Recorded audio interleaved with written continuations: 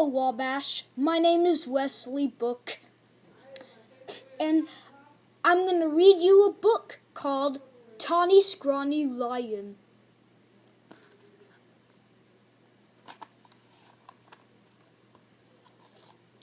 Once there was a tawny, scrawny, hungry lion who would never get enough to eat. He chased monkeys on Monday, kangaroos on Tuesday, zebras on Wednesday, bears on Thursday, camels on Friday, and on Saturday, elephants. And since he caught everything, he ran faster. That lion should have been as fat as butter, but he wasn't at all. The more he ate, the scrawnier and hungrier he grew. The other animals didn't feel one bit safe. They stood at a distance and tried to talk things over with the tawny, scrawny lion.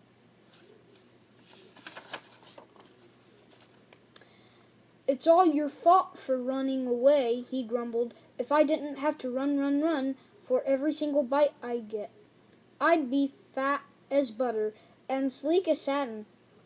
Then I wouldn't have to eat so much and you'd last longer." Just then, a fat little rabbit came hopping through the forest, picking berries. All the big animals looked at him and grinned slightly. "Rabbit," they said, "oh, you lucky rabbit, we appoint you to talk things over with the lion."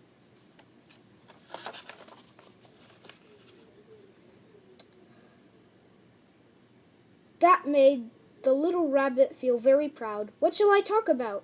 he asked eagerly. "Any old thing," said the big animals. "The important thing is to go right up close."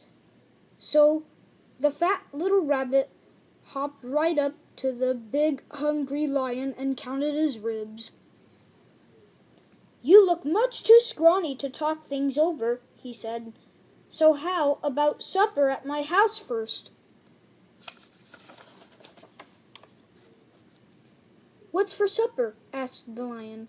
The little rabbit said, "Carrot stew." That sounded awful to the lion. But the little rabbit said, "Yes, sir, my 5 fat sisters and my 4 fat brothers are making a delicious big carrot stew right now." "What are we waiting for?" cried the lion, and he went hopping away with the little rabbit, thinking of 10 fat rabbits and looking just as jolly as you please. "Well," grinned all the big animals, "that should take care of Tawny Scrawny for today."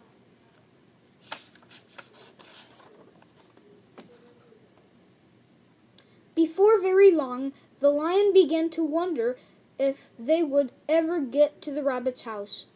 First, the fat little rabbit kept stopping to pick berries and mushrooms and all sorts of good-smelling herbs.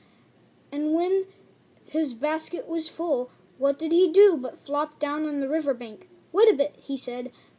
"I want to catch a few fish for the stew."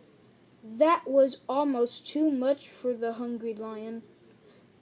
For a moment, he thought he would have to eat that one little rabbit then and there. But he kept saying, "5 fat sisters and 4 fat brothers," over and over to himself. And at last the 2 were on their way again.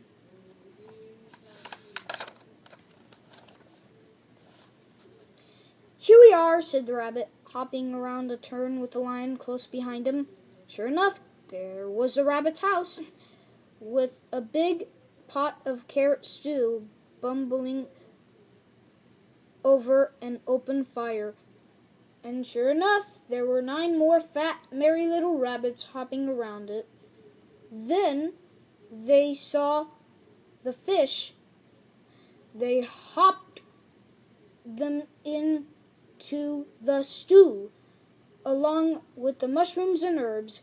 The stew began to smell very good indeed.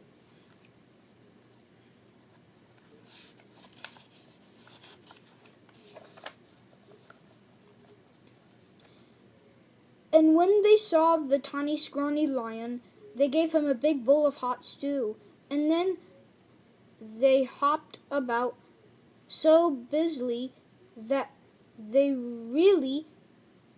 it would have been quite a job for that tired, hungry lion to catch even one of them. So he gobbled his stew, but the rabbits filled his bowl again. When he had eaten all he could hold, they heaped his bowl with berries, and when the berries were gone, the tawny, scrawny lion wasn't scrawny anymore. He felt so good and fat and comfortable that he couldn't anymore, or even more. That's so silly. Here's a fine thing, he said to himself. All these fat little rabbits, and I haven't room inside for even one. He looked at all those fine fat little rabbits and wished he'd get hungry again. Mind if I stay a while? He asked. He wouldn't even hear of your going, said the rabbits. Then they plumped themselves down in the lion's lap and began to sing songs. Peter Piper, Puff and Tail, hopping down the bunny trail, hippity hoppity, Easter's on its way. And somehow, even when it was time to say goodnight, that lion wasn't one bit hungry. Home he went through the soft moonlight, singing softly to himself. Oh, I just can't wait to be king. He curled up in his bed, patted his sleek, fat tummy, and smiled. When he woke up in the morning, it was Monday. Time to chase monkeys, said the lion. But he wasn't one bit hungry for monkeys. What he wanted was some more of that tasty carrot stew. So off he went to visit the rabbits. On Tuesday, he didn't want kangaroos, and on Wednesday, he didn't want zebras. He wasn't hungry for bears on Thursday, or camels on Friday, or elephants on Saturday.